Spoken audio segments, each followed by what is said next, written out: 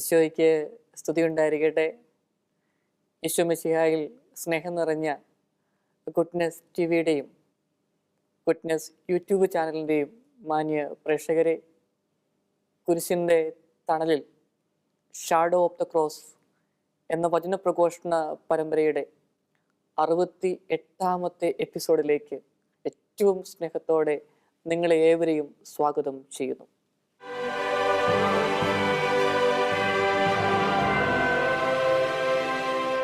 പ്രിയപ്പെട്ടവരെ, പിറവി തിരുനാളിൻ്റെ മംഗളങ്ങൾ ഏറ്റവും സ്നേഹത്തോടെ ആശംസിക്കുകയാണ് ചെയ്യുന്നത്. നമ്മുടെയൊക്കെ ഉള്ളിൻ്റെ ഉള്ളിൽ സന്തോഷവും സമാധാനവും ഈ നിമിഷങ്ങളിൽ, ഈ ദിവസങ്ങളിൽ അനുഭവിക്കുവാൻ സാധിക്കുന്നെങ്കിൽ നമ്മളൊക്കെ ഭാഗ്യം ചെയ്തവരാണ് പ്രിയപ്പെട്ടവരെ. ജീവിതത്തിൽ പ്രതികൂല സാഹചര്യങ്ങൾ ധാരാളമാണ്. ഈ പ്രതികൂല സാഹചര്യങ്ങളെയൊക്കെ നമുക്ക് മറികടക്കുവാനായിട്ട് സാധിക്കും. കാരണം എന്താ? ഈശോ നമ്മുടെ കൂടെയുണ്ട്. ഈശോ നമ്മുടെ കൂടെ ഉണ്ടെങ്കിൽ വേദനിക്കേണ്ട ആവശ്യമില്ല. നമുക്കറിയാലോ, നമ്മുടെ പ്രിയപ്പെട്ടവര് നമ്മുടെ കൂടെയുള്ളപ്പം വലിയ സന്തോഷമാണ്. അവരുടെ സാന്നിധ്യം നമുക്ക് അനുഭവിച്ചറിയാനായിട്ട് സാധിക്കുന്നില്ല എങ്കിൽ ഒരാഴ്ചത്തേക്കോ ഒരു മാസത്തേക്കൊക്കെ അവർ ഏതെങ്കിലും യാത്രയ്ക്ക് വല്ലതും പോയെന്ന് വിചാരിക്കുക, അല്ലെങ്കിൽ ദൂരസ്ഥലങ്ങളിലേക്ക് എന്തെങ്കിലും ആവശ്യത്തിന് പോയി എന്ന് വിചാരിക്കുക. അപ്പോൾ നമുക്ക് ഭയങ്കര വേദനയാണ്. കാരണം എന്താ? നമ്മൾ സ്നേഹിച്ച് ചേർത്ത് നിർത്തിയ വ്യക്തികളാണ് ദൂരങ്ങളിലേക്ക് പോയത്. അവരെക്കുറിച്ചുള്ള ഓർമ്മകൾ, അവരുടെ സാന്നിധ്യം, ഇവയൊക്കെ നമുക്ക് ഭയങ്കരമായ ഒരു എനർജി നൽകുമായിരുന്നു. എന്നാൽ അവരുടെ സാന്നിധ്യമില്ലാത്ത അവസ്ഥ അത് വലിയ ദുഃഖത്തിലേക്ക് നയിക്കുന്നു. പ്രിയപ്പെട്ടവരെ, ഒന്ന് മനസ്സിലാക്കുക, ഈശോ നമ്മുടെ കൂടെയുണ്ട്. ഈശോയുടെ സാന്നിധ്യം നമുക്ക് അനുഭവിച്ചറിയുവാനായിട്ട് സാധിക്കുന്നു.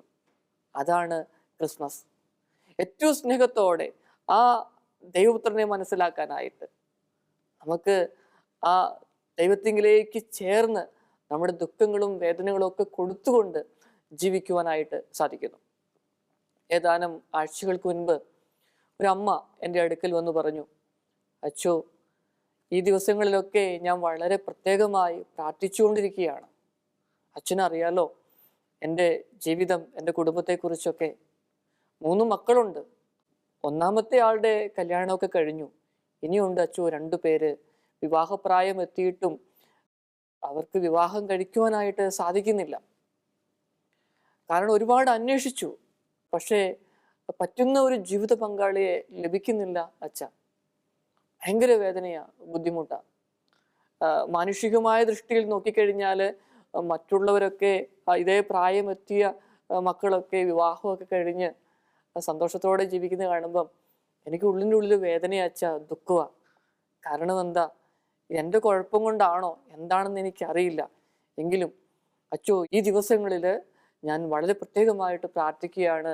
പിറവി തിരുനാളിന് ഒരുങ്ങുന്ന ദിവസങ്ങളിൽ ഞാൻ പറഞ്ഞു, അമ്മച്ചി വിഷമിക്കുകയൊന്നും വേണ്ട, പ്രാർത്ഥിച്ചാൽ മതി. കാരണം നമ്മുടെ കണ്ണുനീരും വേദനയും ഒക്കെ ഒപ്പിയെടുക്കാനാണ് ഈ ലോകത്തിലേക്ക് ഈശോ വന്നത്. പുൽത്തൊഴുത്തിൽ ഈശോ ഭൂജാതനായത്. സ്നേഹമുള്ളവരെ, ഇതുപോലെ 100 കൂട്ടം വേദനയിലൂടെ, ദുഃഖങ്ങളിലൂടെ കടന്നു പോകുന്ന വ്യക്തികൾ, കുടുംബങ്ങൾ നമ്മുടെയൊക്കെ ചുറ്റുവട്ടമുണ്ട്. ഓരോരുത്തരുടെയും വേദന, ഓരോരുത്തരുടെയും ദുഃഖങ്ങൾ അത് വ്യത്യസ്തമാണ്. ഇനി ആ ദുഃഖങ്ങളും വേദനകളെയൊക്കെ നമുക്ക് എങ്ങനെയാ അതിജീവിക്കുവാനായിട്ട് സാധിക്കുക? ഒരു വിശ്വാസിയെ സംബന്ധിച്ച് പറഞ്ഞാൽ അവന് ഈ വേദനയൊക്കെ ഓവർകം ചെയ്യുവാനായിട്ട് പറ്റും. കാരണം എന്താ? ദൈവത്തിൻ്റെ സന്നിധിയിൽ ഇരുന്നാൽ മാത്രം മതി. പ്രിയപ്പെട്ടവരെ, എൻ്റെ പൗരോഹിത്യ ജീവിതത്തിൽ ദൈവം ധാരാളം അനുഗ്രഹങ്ങൾ നൽകിയിട്ടുണ്ട്. ഞാൻ ദൈവത്തിന് നന്ദി പറയുകയാണ്. ഇത്രയും വർഷക്കാലം പുരോഹിതനായി ജീവിക്കുവാൻ, എന്തെങ്കിലുമൊക്കെ സമൂഹത്തിന് വേണ്ടി, ദൈവജനത്തിന് വേണ്ടി, സഭയ്ക്ക് വേണ്ടി ചെയ്യാൻ സാധിച്ചു എന്നതിനെക്കുറിച്ച് ഓർത്തുകൊണ്ട്. എന്നാൽ ദുഃഖത്തിൻ്റെയൊക്കെ നിമിഷങ്ങൾ ഉണ്ടായിട്ടുണ്ട്. അപ്പോഴൊക്കെ ആശ്വാസം ലഭിക്കുവാനായിട്ട് കൂടെയുള്ള വൈദികരുണ്ടായിരുന്നു, കുടുംബ അംഗങ്ങളുണ്ടായിരുന്നു. സർവോപരി ഒരു വലിയ വ്യതയിലൂടെ ദുഃഖത്തിലൂടെ കടന്നു പോകുമ്പം ഞാൻ കുറേ സമയം വിശുദ്ധ കുർബാന എഴുന്നള്ളിച്ചു വെച്ചുള്ള ആരാധനയുടെ മുമ്പിലിരുന്ന് നിശബ്ദമായി പ്രാർത്ഥിക്കുമായിരുന്നു. പ്രിയപ്പെട്ടവരെ, ഞാൻ പറഞ്ഞു വന്നത് ഇപ്രകാരമാണ്. നമ്മുടെ വേദനകളും ദുഃഖങ്ങളും ഒക്കെ ദൈവത്തിൻ്റെ സന്നിധിയിലേക്ക് കൊടുത്തുകൊണ്ട് പ്രാർത്ഥിച്ചു കഴിയുമ്പം അത്ഭുതകരമായ മാറ്റങ്ങൾ, അത്ഭുതകരമായ വിടുതല് കാണുവാനായി സാധിക്കും. പിന്നെ നമ്മൾ ആഗ്രഹിച്ച രീതിയിൽ ഒന്നും കിട്ടുന്നില്ല എന്ന് വിചാരിക്കുക. കാരണം എന്താ, നമുക്കൊരു കാര്യത്തെക്കുറിച്ച് നമുക്കൊരു ബോധ്യമുണ്ട്. ഇന്ന കാര്യങ്ങൾ ഇതേ രീതിയിൽ പോയെങ്കിൽ മാത്രമേ എല്ലാം ശുഭമാകുകയുള്ളൂ എന്നുള്ള ചിന്തകളൊക്കെ നമുക്കെല്ലാവർക്കും ഉണ്ട്. ആ ചിന്തകൾ നല്ലതാണ്. എന്നാൽ ദൈവം പ്രവർത്തിക്കുന്നത് ആ ചിന്തകളൊക്കെ മാറ്റിമറിച്ചുകൊണ്ടാണ്. അതിനേക്കാൾ നമ്മളൊക്കെ ആഗ്രഹിക്കുന്നതിനേക്കാൾ കൂടുതലായിട്ട് നന്മകളും അനുഗ്രഹങ്ങളും ദൈവം നമുക്ക് നൽകുകയാണ് ചെയ്തത്. പലപ്പോഴും നമ്മൾ ആഗ്രഹിക്കുന്ന രീതിയിൽ കിട്ടാതെ വന്നു കഴിയുമ്പോൾ നാളുകൾ പ്രാർത്ഥിച്ചു, പല പുണ്യപ്രവൃത്തികളും ചെയ്തു, വലിയ വ്യതയാ. അവിടെയാ ഈ വചനം വലിയ പ്രാധാന്യം അർഹിക്കുന്നത്. ഹബക്കുക്കിന്റെ പുസ്തകത്തില് 3-ാമത്തെ അധ്യായത്തിലെ 17-18 വചനം പറയുന്നത് ഇപ്രകാരമാണ്: അത്തിവൃക്ഷം പൂക്കുന്നില്ലെങ്കിലും, മുന്തിരിയിൽ ഫലങ്ങൾ ഇല്ലെങ്കിലും, ഒലിവുമരത്തിൽ കായ്കൾ ഇല്ലാതായാലും, വയലുകളിൽ ധാന്യം വിളയുന്നില്ലെങ്കിലും, ആട്ടിൻകൂട്ടം ആലയിൽ അറ്റുപോയാലും, കന്നുകാലികൾ തൊഴുത്തിൽ ഇല്ലാതായാലും, ഞാൻ കർത്താവിൽ ആനന്ദിക്കും, എൻ്റെ രക്ഷകനായ ദൈവത്തിൽ ഞാൻ സന്തോഷിക്കും. ഞാൻ എൻ്റെ കർത്താവിൽ ആനന്ദിക്കും, എൻ്റെ രക്ഷകനായ ദൈവത്തിൽ സന്തോഷിക്കും. പ്രിയപ്പെട്ടവരെ, ഇതായിരിക്കണം ഒരു വിശ്വാസിയുടെ പ്രാർത്ഥന. ഒരു വിശ്വാസിയുടെ പ്രാർത്ഥന ഇതായിരിക്കണം. ഞാൻ ആഗ്രഹിച്ചതുപോലെ കിട്ടിയില്ല, എന്തുമായിക്കൊള്ളട്ടെ, നമ്മുടെ ഒരു വിശ്വാസം എന്ന് പറയുന്നത്, പ്രാർത്ഥന എന്ന് പറയുന്നത്, എന്തൊക്കെ സംഭവിച്ചാലും ഞാൻ കർത്താവിൽ ആനന്ദിക്കും, കർത്താവാണ് എൻ്റെ സന്തോഷമെന്ന് പറയുവാനായിട്ട് സാധിക്കണം. അങ്ങനെ പറഞ്ഞു കഴിയുമ്പോൾ വലിയ അനുഗ്രഹമാണ് ദൈവം നമുക്ക് നൽകുന്നത്. ചില അവസരങ്ങളിൽ ഞാനും എൻ്റെ അടുക്കൽ വരുന്ന വ്യക്തികൾക്ക് വേണ്ടി പ്രാർത്ഥിക്കാറുണ്ട്. ചില സാഹചര്യങ്ങളിൽ പല തീരുമാനങ്ങൾ, പ്രത്യേകിച്ച് ഇതുപോലുള്ള മിനിസ്ട്രി മേഖലയിലൊക്കെ പ്രവർത്തിക്കുമ്പോൾ പല തീരുമാനങ്ങളും എടുക്കേണ്ടി വരും.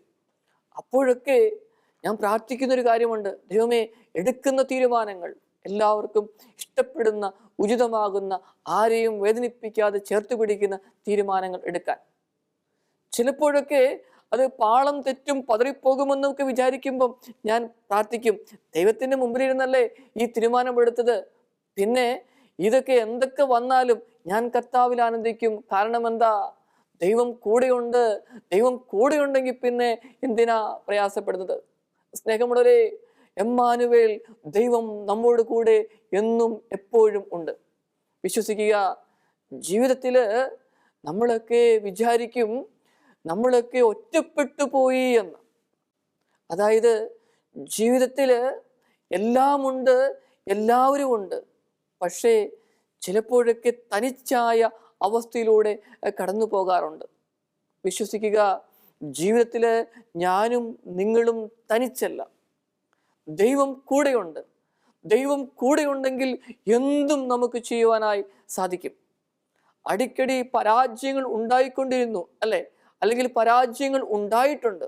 സാരമില്ല പ്രിയപ്പെട്ടവരെ, വിശ്വസിക്കുക. അത്തിവൃക്ഷം പൂത്താലും പൂത്തില്ലെങ്കിലും, എല്ലാം ഞാൻ ഉദ്ദേശിക്കുന്ന പോലെ കാര്യങ്ങൾ നടന്നാലും നടന്നില്ലെങ്കിലും എൻ്റെ ദൈവം എൻ്റെ കൂടെയുണ്ട്. അങ്ങനെ ശാന്തമായി ദൈവഹിതത്തിന് വേണ്ടി പ്രാർത്ഥിച്ചുകൊണ്ടിരിക്കുമ്പം നമ്മളൊക്കെ അറിയാത്ത, നമ്മളൊക്കെ ചിന്തിക്കാത്ത രീതിയിലുള്ള അനുഗ്രഹങ്ങൾ വ്യക്തിപരമായ ജീവിതങ്ങളിലേക്കും കുടുംബങ്ങളിലേക്കും നാഥൻ ചൊരിയുമെന്നുള്ളത് ഉറപ്പാണ്. ഈ ദിവസങ്ങളിൽ നമ്മുടെയൊക്കെ ജീവിതങ്ങളെ ഈശോയ്ക്ക് സമർപ്പിക്കാം. പ്രത്യേകിച്ച് സന്തോഷങ്ങളുണ്ട്, അനുഗ്രഹങ്ങളുണ്ട് ജീവിതങ്ങളിലെ, അവയൊക്കെ ഓർത്ത് നന്ദി പറയുവാനായിട്ട് ശ്രമിക്കാം. ഇനി സ്നേഹമുള്ളവരെ, നമ്മുടെയൊക്കെ ജീവിതങ്ങളിൽ പലപ്പോഴും നമുക്ക് ഒരു ഭയത്തിൻ്റെ, ഭീതിയുടെ നിഴലുണ്ട്. ഇന്നിനെക്കുറിച്ച് ചിന്തിക്കുമ്പം അങ്ങനെ അധികം ആരും ഒന്നും ചിന്തിക്കാറില്ല ഇന്നിനെക്കുറിച്ച്. ഇപ്പോൾ ആയിരിക്കുന്ന അവസ്ഥ ചിലപ്പോൾ സന്തോഷമായിരിക്കാം, ഭയങ്കര സന്തോഷമായിരിക്കാം, അല്ലെങ്കിൽ ദുഃഖമായിരിക്കാം. ദുഃഖമാണെങ്കിലും അങ്ങ് ദുഃഖിച്ച് അങ്ങ് തീർക്കുകയാണ്. സന്തോഷമാണെങ്കിലോ പിന്നെ ഒന്നും ചിന്തിക്കേണ്ട ആവശ്യമില്ലല്ലോ, അങ്ങനെ അങ്ങ് ഒഴുക്കിനൊത്തങ്ങ് പോയാൽ മതി. എന്നാൽ പലപ്പോഴും ഇന്നലകളെക്കുറിച്ച് ചിന്തിക്കും. ഭയങ്കര പ്രയാസമായി ഇന്നലകളെക്കുറിച്ച് ചിന്തിക്കുമ്പോൾ. ദൈവം നൽകിയ നന്മകളെ അനുഗ്രഹങ്ങളെ ഓർത്ത് ചിന്തിച്ചാൽ കുഴപ്പമില്ല. തിക്ത അനുഭവങ്ങൾ മാത്രം ചിന്തിച്ചു. അവൻ എന്നെ പറ്റിച്ചല്ലോ, വഞ്ചിച്ചല്ലോ. എനിക്ക് കുടുംബത്തിൽ നിന്ന് കിട്ടേണ്ട ഓഹരികൾ, ഷെയറൊന്നും കിട്ടിയില്ലല്ലോ. കുടുംബത്തിൽ നിന്ന് കിട്ടേണ്ട സ്നേഹമൊന്നും കിട്ടിയില്ലല്ലോ. എനിക്ക് കമ്പനിയിൽ അല്ലെങ്കിൽ ഞാൻ ആയിരിക്കുന്ന സ്ഥലത്ത് കിട്ടേണ്ടതൊന്നും എനിക്ക് ലഭിച്ചില്ലല്ലോ. അതൊക്കെ കിട്ടിയായിരുന്നെങ്കിൽ ഞാൻ എവിടം വരെ എത്തുമായിരുന്നു. അതിനെക്കുറിച്ചൊക്കെ ചിന്തിച്ച് വേദനിച്ച് ദുഃഖിച്ചിരിക്കുന്ന എത്രയോ പേര്. വിഴുപ്പ് ഭാണ്ഡങ്ങൾ വീണ്ടും വീണ്ടും ചുമന്നുകൊണ്ട് ജീവിക്കുന്നവർ. എന്നാൽ ചിലരൊക്കെ നാളെയെക്കുറിച്ചാണ് ചിന്തിക്കുന്നത്. നാളെ ഭീതിയോടെ, ഇന്ന് ഇങ്ങനെയൊക്കെ സംഭവിച്ചു, ഇന്നലകളിലും ഇങ്ങനെയൊക്കെ സംഭവിച്ചു, നാളെ എന്തായിത്തീരും അറിയില്ല. ഇവിടെയാണ് സ്നേഹമുള്ളവരെ നമ്മൾ മനസ്സിലാക്കേണ്ടത്, ഈ ആട്ടിടയന്മാരുടെ ജീവിതം, അവരുടെ ജീവിതത്തിലേക്ക് ദൈവത്തിൻ്റെ ദൂതൻ്റെ ഒരു വരവുണ്ട്. ലൂക്ക അറിയിച്ച സുവിശേഷത്തിൽ 2-ാമത്തെ അധ്യായത്തിലെ 10-ാമത്തെ വചനം, ഭയപ്പെടേണ്ട, ഇതാ സകല ജനത്തിനും വേണ്ടിയുള്ള വലിയ സന്തോഷത്തിൻ്റെ സദ്വാർത്ത ഞാൻ നിങ്ങളെ അറിയിക്കുന്നു എന്നാണ് ദൂതൻ ആട്ടിടയന്മാരെ അറിയിച്ചത്. ഭയപ്പെടേണ്ട, വലിയ സന്തോഷത്തിൻ്റെ സദ്വാർത്ത ഞാൻ നിങ്ങളെ അറിയിക്കുന്നു. ഇനി ആ സദ്വാർത്ത എന്താണ്? ദാവീദിന്റെ പട്ടണത്തിൽ നിങ്ങൾക്കായി ഒരു രക്ഷകൻ, കർത്താവായ ക്രിസ്തു ജനിച്ചിരിക്കുന്നു. നിങ്ങൾക്ക് വേണ്ടി, നിങ്ങളെ രക്ഷിക്കാൻ, നമ്മളെ രക്ഷിക്കാൻ കർത്താവായ ക്രിസ്തു ജനിച്ചിരിക്കുന്നു എന്ന്. ഇനി ഈ ആട്ടിടയന്മാരുടെ ജീവിതങ്ങളെക്കുറിച്ച് ചിന്തിച്ചാൽ, അവരുടെ ജീവിത സാഹചര്യങ്ങളെക്കുറിച്ച് ഒന്ന് ചിന്തിക്കുന്നത് നല്ലതാണെന്ന് എനിക്ക് തോന്നുന്നു. അവരുടെ ജീവിതത്തിൽ ദൈവ അനുഗ്രഹങ്ങൾ നൽകിയിട്ടുണ്ട്. അവർക്ക് 50-100 ആടുമാടുകൾ ഉണ്ടായിരുന്നു. ഓരോ ഇടയനും അവരുടെ ആടുമാടുകളെ കാത്തു സംരക്ഷിക്കുവാനായിട്ട് ശ്രമിച്ചിരുന്നു. രാത്രിയിൽ അവർ പ്രത്യേക ഒരു സ്ഥലത്ത് ഒരുമിച്ച് കൂടും, സന്ധ്യയായാലും രാത്രിയായാലും. പിന്നെ അവരുടെ ആടുമാടുകളെ ഗണം തിരിച്ച് ഓരോ സ്ഥലത്തേക്ക് ആക്കും. 50-100 ആടുകളെ ഓരോ സ്ഥലത്ത് ആക്കും. അതിനുശേഷം ഈ ഇടയന്മാർ അവരൊരുമിച്ച് ഭക്ഷണമൊക്കെ കഴിച്ച് ഒരുമിച്ചാണ് ഉറങ്ങിയിരുന്നത്. കാരണം എപ്പോൾ വേണമെങ്കിലും കവർച്ചക്കാരെത്താം. കവർച്ചക്കാർ എത്തിക്കഴിഞ്ഞാൽ നമുക്കറിയാലോ, അവർക്ക് ദേഹോദ്രവം ഏൽപ്പിക്കും, അവരെ അടിച്ച് അവശരാക്കും. അതിനുശേഷം ഈ ആടുകളെയും കൊണ്ട് ഈ കവർച്ചക്കാർ രക്ഷപ്പെടും. ഒന്ന് ഓർത്തു നോക്കി, ഒരു മനുഷ്യായുസ് കൊണ്ട് സമ്പാദിച്ചത് ഒരു നിമിഷം കൊണ്ട് ഇല്ലാതാക്കി തീർക്കുകയാണ്. ഈ ആട്ടിടയന്മാരെ ഉപദ്രവിക്കും. പിന്നെ അവരുടെ ആകെ ഉണ്ടായിരുന്ന സമ്പാദ്യം, ഒരു മനുഷ്യായുസ് കൊണ്ട് അവർ സമ്പാദിച്ച സമ്പാദ്യം, അവരുടെ കുടുംബാംഗങ്ങൾക്ക് വേണ്ടിയിട്ടുള്ള സമ്പാദ്യം, ഈ ആടുമാടുകളെ കൊണ്ട് ഈ കവർച്ചക്കാർ പോകുമായിരുന്നു. എന്തൊരു അസ്വസ്ഥതയാ, എത്ര വലിയ വേദനയാ, എത്ര ദുഃഖത്തിലൂടെയാ ഈ ഇടയന്മാര് കടന്നുപോയത്. ഈ ഇടയന്മാരുടെ ജീവിതത്തിലേക്കാ വലിയ സന്തോഷത്തിൻ്റെ സദ്വാർത്തയായിട്ട് മാലാഖ പ്രത്യക്ഷപ്പെടുന്നത്. ഭയപ്പെടേണ്ട, സന്തോഷത്തിൻ്റെ സദ്വാർത്ത ഞാൻ അറിയിക്കുന്നു. സ്നേഹമുള്ളവരെ, ഭയപ്പാടിൻ്റെ നിഴലുകളിൽ ജീവിക്കുന്നവര് ധാരാളമാണ്. സമ്പത്തുള്ളവരും ഇല്ലാത്തവരും എല്ലാം ഈ ഭയപ്പാടിൻ്റെ അവസ്ഥയിലൂടെ ജീവിക്കുന്നവരാണ്. കാരണം എന്താ? ഈ ബിസിനസ്സിലൊക്കെ വലിയ വളർച്ചയൊക്കെ നേരിട്ടുകൊണ്ടിരിക്കുന്ന വ്യക്തികളാണെങ്കിൽ പോലും ടെൻഷനുണ്ട്. ഒരു നിമിഷത്തെ ഒരു പാളിച്ച, ഒരു അശ്രദ്ധ മതി എല്ലാം ഒന്ന് പൊട്ടിത്തകരാനായിട്ട്. സ്നേഹമുള്ളവരെ, അങ്ങനെ അമിതമായി ചിന്തിച്ച് ടെൻഷൻ അടിച്ച് ജീവിക്കുന്ന വ്യക്തികളുണ്ട്. അതുമല്ലെങ്കിൽ ഇനി എങ്ങനെയാ കൂടുതൽ ചെയ്യാനായിട്ട് പറ്റുക? കാരണം എന്താ? കോമ്പറ്റീഷൻ്റെ കാലഘട്ടങ്ങളാണ്. പലതരത്തിലുള്ള കമ്പനികൾ ഇങ്ങനെ അടിക്കടി വരുന്നു. എനിക്കൊന്ന് പിടിച്ചു നിൽക്കുവാനായിട്ട് സാധിക്കുമോ? ഉണ്ടെന്ന് കരുതുന്നതൊക്കെ നാളെ ഉണ്ടാകുമോ? അതൊക്കെ നഷ്ടപ്പെടുവോ? അങ്ങനെ പലതരത്തിലുള്ള വേദനകളിലൂടെ കടന്നു പോകുന്ന വ്യക്തികൾ ധാരാളമാണ് ഇന്ന്. ഇനി നമുക്കറിയാലോ, കഴിഞ്ഞ 2-3 വർഷങ്ങളായിട്ട് കേരളത്തിൽ നിന്ന് നമ്മുടെ പ്രത്യേകിച്ച് ടീനേജേഴ്സൊക്കെ വിദേശ രാജ്യങ്ങളിലേക്ക് പോയി പഠിക്കുന്നുണ്ട്, ജോലി നേടുവാനായിട്ട് ശ്രമിക്കുന്നുണ്ട്. കഴിഞ്ഞ 2-3 മാസങ്ങളായിട്ട് എനിക്ക് കോളുകളൊക്കെ വിദേശ രാജ്യത്തിൽ നിന്ന് വരാറുണ്ട്, ഇങ്ങനെ പഠിക്കുന്ന കുട്ടികളുടെ. അവരൊക്കെ ഭയത്തോടെ വിറയലോടെ പങ്കുവെച്ച ചില കാര്യങ്ങൾ. അച്ചോ, നിയമങ്ങളൊക്കെ മാറിക്കൊണ്ടിരിക്കുകയാണ്, അച്ഛനറിയാലോ.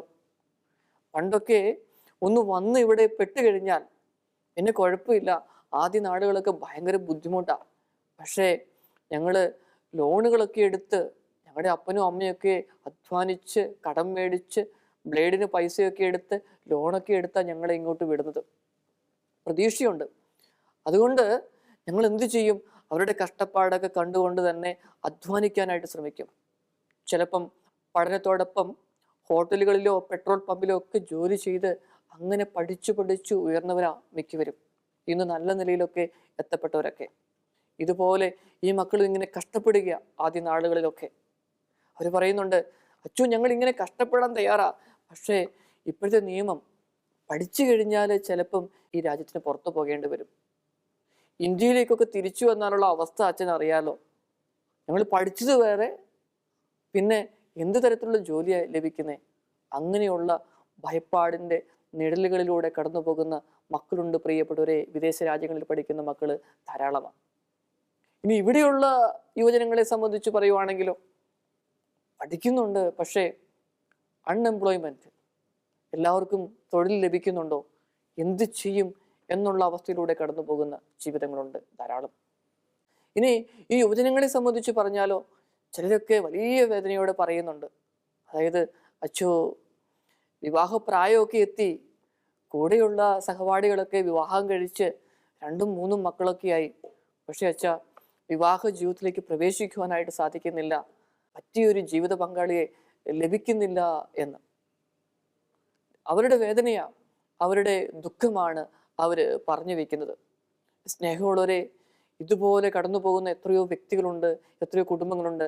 ഇനി നമ്മുടെയൊക്കെ നാട്ടിൽ കേരളത്തെ സംബന്ധിച്ച് പറയുവാണെങ്കിൽ 3-4 മക്കളൊക്കെ ഉണ്ട്, ചിലപ്പോൾ 6-7 മക്കൾ ഉള്ളവരൊക്കെ വിരളമായിട്ടുണ്ട്. അവരൊക്കെ വിദേശ രാജ്യങ്ങളിലും പുറത്തൊക്കെയാണ്. മാതാപിതാക്കൾ തനിയാകുന്ന ചില സാഹചര്യങ്ങളൊക്കെ ഉണ്ടാവാറുണ്ട്, നമുക്കറിയാം. അവരെ ചിലപ്പോൾ 1-2 ഹോം നേഴ്സിനെയൊക്കെ വെച്ചാണ്, അവർക്ക് പേ ചെയ്താണ് മക്കൾ നോക്കുന്നത്. പക്ഷേ അതിൻ്റെ ഉള്ളിനുള്ളിൽ ഭയങ്കര വേദനയാണ്. കാരണം എന്താ? അവർക്ക് എല്ലാം ഉണ്ട്, പക്ഷെ ഒന്നുമില്ല എന്ന തോന്നൽ. പ്രായമൊക്കെ ആയി കഴിയുമ്പം പ്രത്യേകിച്ച് മക്കളുടെ സാന്നിധ്യമൊക്കെ അനുഭവിച്ചറിയാനായിട്ട് ഭയങ്കരമായിട്ട് ആഗ്രഹിക്കും.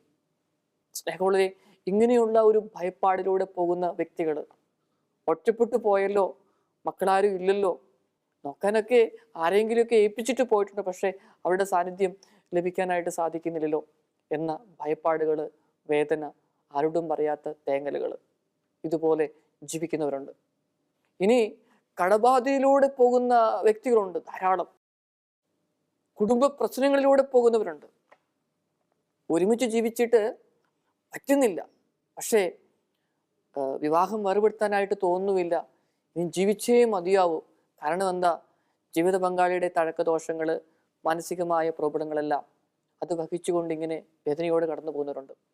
സ്നേഹമുള്ളവരെ, ഈശോയുടെ ഈ ജനനത്തിരുനാളിൻ്റെ സമയത്ത് പറയാനുള്ള ഒരേ ഒരു കാര്യം, ഇതൊക്കെ വേദനകളാ, ഇതൊക്കെ ദുഃഖങ്ങളാ. എന്നാൽ ഈ ദുഃഖങ്ങളും ഈ വേദനകളൊക്കെ മാറും പ്രിയപ്പെട്ടവരെ. കാരണം എന്താ? ദൈവത്തിലൊന്ന് പ്രത്യാശ അർപ്പിച്ചേ. അങ്ങനെ പ്രത്യാശ അർപ്പിക്കുന്ന ഒരു വിശ്വാസിയെ സംബന്ധിച്ചിടത്തോളം അവന് എന്തു വന്നാലും നേരിടാനായിട്ട് പറ്റും. ഞാൻ ആദ്യം പറഞ്ഞത് ജീവിത യാഥാർത്ഥ്യങ്ങളാണ്. ആ ജീവിത യാഥാർത്ഥ്യങ്ങൾ എന്നും അങ്ങനെ നിൽക്കണമെന്ന് നിർബന്ധമില്ല. ഇതൊക്കെ മാറ്റിക്കളയാനായിട്ട് ഒരു നിമിഷം മതി. പ്രിയപ്പെട്ട മക്കള് കുറെ നാളത്തേക്ക് തിരിച്ചു വന്ന് ശുശ്രൂഷിക്കാൻ, അവർ മനസ്സവർക്ക് കിട്ടാൻ അധികം നാളുകളൊന്നും വേണ്ട. വിവാഹം ഇങ്ങനെ കഴിക്കാൻ ആഗ്രഹമുണ്ട്, പക്ഷേ ജീവിത പങ്കാളിയെ കിട്ടാതെ വിഷമിക്കുന്നവർക്ക് ദൈവം ഒന്ന് മനസ്സ് വിചാരിച്ചാൽ മതി. പ്രിയപ്പെട്ടവരെ, അത് നിങ്ങൾക്ക് ഏതാനും ദിവസങ്ങൾക്കുള്ളിൽ, മാസങ്ങൾക്കുള്ളിൽ വിവാഹ ജീവിതത്തിലേക്ക് പ്രവേശിക്കുവാൻ, സന്തോഷത്തോടെ ജീവിക്കുവാനായിട്ട് സാധിക്കും. പക്ഷേ അടിയുറച്ചൊരു വിശ്വാസം ഉണ്ടാവണം. പിന്നെ ഉള്ളിൻ്റെ ഉള്ളിൽ ഒരു വിശുദ്ധി കാത്തു സൂക്ഷിക്കണം. ആ വിശുദ്ധി കാത്തു സൂക്ഷിച്ച് ദൈവത്തോട് എന്തു പ്രാർത്ഥിച്ചാലും സ്നേഹമുള്ളവരെ, ലഭിക്കും എന്നുള്ളതാണ് ഉറപ്പ്. കർത്താവിൽ ആശ്രയിക്കുന്നവരെ ആരും അവിടുന്ന് വെറുങ്കയോടെ പറഞ്ഞയച്ചിട്ടില്ല. പ്രിയപ്പെട്ടവരെ, എന്നെ കാണാൻ, നമ്മളെ കാണാൻ ഈശോ ഈ ലോകത്തിലേക്ക് വന്നത് അതിനു വേണ്ടിയിട്ടാണ്. നമ്മുടെ കൂടെ ആയിരിക്കുവാൻ, നമ്മുടെ വേദനയും ദുഃഖവും ഏറ്റെടുക്കുവാൻ. അതെ, ആ ദൈവം ഇന്ന് ഇവിടെ വീണ്ടും ജനിക്കുക നമ്മുടെ ഹൃദയങ്ങളിൽ, നമ്മുടെ ജീവിതങ്ങളിൽ. നമുക്ക് പ്രാർത്ഥിക്കാം. ഈശോയെ, എന്നെ കേട്ടുകൊണ്ടിരിക്കുന്ന ഓരോ വ്യക്തിയെയും ഓരോ കുടുംബത്തെയും സമർപ്പിച്ച് പ്രാർത്ഥിക്കുന്നു. നാഥ, അങ്ങേറ്റെടുക്കണമേ. ഞങ്ങളുടെ ദുഃഖങ്ങൾ അത് പലതാണ്, പലതരത്തിലുള്ളതാണ്. ഞങ്ങൾ വിശ്വസിക്കുന്നു ദൈവമേ, അങ്ങ് കൂടെയുണ്ടെങ്കിൽ എന്തിനേയും അതിജീവിക്കുവാൻ ഞങ്ങൾക്ക് സാധിക്കും. അങ്ങ് ഈ ലോകത്തിലേക്ക് വന്നത് ഞങ്ങളുടെ രക്ഷയ്ക്ക് വേണ്ടിയിട്ടാണ്. ഈശോയെ, ആ സമാധാനം, സന്തോഷത്താൽ ഞങ്ങളെയും ഞങ്ങളുടെ കുടുംബങ്ങളെയും നിറയ്ക്കണമേ. ആമേൻ.